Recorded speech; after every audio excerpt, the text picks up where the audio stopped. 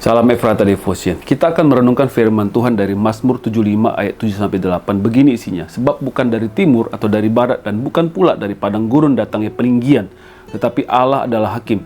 Direndahkannya yang satu dan ditinggikannya yang lain. Di zaman sekarang banyak orang mengejar pengakuan.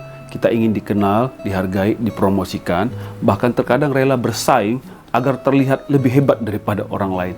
Namun firman Tuhan mengajarkan bahwa peninggian yang sejati tidak datang dari manusia, bukan dari koneksi, bukan dari kepintaran semata, bukan pula karena kita pandai mencari perhatian. Mazmur 75 berkata bahwa Allah sendiri yang menentukan siapa yang direndahkan dan siapa yang ditinggikan.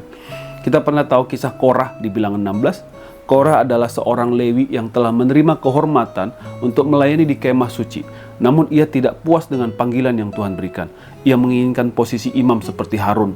Bersama beberapa pemimpin Israel, Korah memberontak pada Musa dan Harun. Di balik pemberontakan itu sebenarnya ada hati yang ingin meninggikan diri sendiri. Korah mengira jabatan bisa diraih melalui ambisi dan perlawanan terhadap pemimpin yang Tuhan tetapkan. Tapi Tuhan menunjukkan bahwa dialah yang berhak meninggikan seseorang. Akibatnya, Korah justru mengalami kehancuran. Kisah ini mengajarkan bahwa ketika seseorang meninggikan dirinya sendiri, ia sedang mengambil tempat yang hanya menjadi hak Tuhan. Sebaliknya, Musa tidak pernah mengejar kedudukan.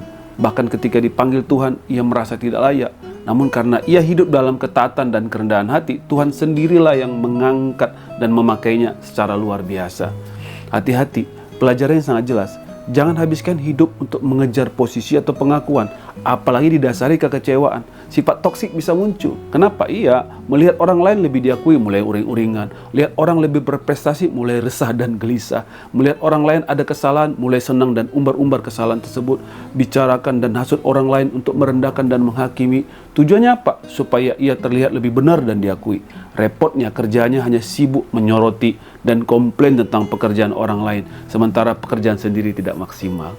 Kejarlah kesetiaan. Jangan sibuk mencari pengakuan manusia. Fokus dan maksimal dengan apa yang dipercayakan pada kita. Fokuslah menyenangkan hati Tuhan. Bila waktunya tiba, Tuhan tahu kapan dan bagaimana Ia akan meninggikan anak-anaknya. Hari ini mungkin pelayanan kita belum banyak dilihat orang.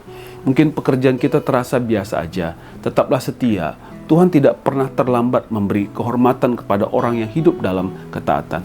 Peninggian dari Tuhan selalu datang pada waktunya, dengan caranya dan untuk kemuliaan namanya. Sama seperti Yesus, mari kita rendah hati dan mengejar perkenanan Bapa, bukan manusia. Dengan demikian kita bisa lebih tenang, mau berdamai dengan semua orang, bisa jadi berkat dan menjangkau jiwa semakin banyak. Kita berdoa. Tuhan Yesus, terima kasih Tuhan mengajarkan kami hari ini, supaya kami jangan mengejar pengakuan. Kami tahu Tuhanlah yang meninggikan setiap kami manusia. Oleh karena itu kami rindu mengejar perkenanan Bapa, supaya hati kami tenang dan kami bisa lebih banyak berdamai dengan banyak orang dan bisa bekerja sama dengan banyak orang. Kami berdoa supaya Roh Kudus berikan kami tuntunan dan pengajaran. Diberkatilah anak-anak Tuhan yang rendah hati dan yang mau terus berjuang, berkorban untuk melakukan pelayanan, untuk berkarya dalam pekerjaan dan jadi berkat bagi banyak orang. Dalam nama Yesus kami telah berdoa. Amin.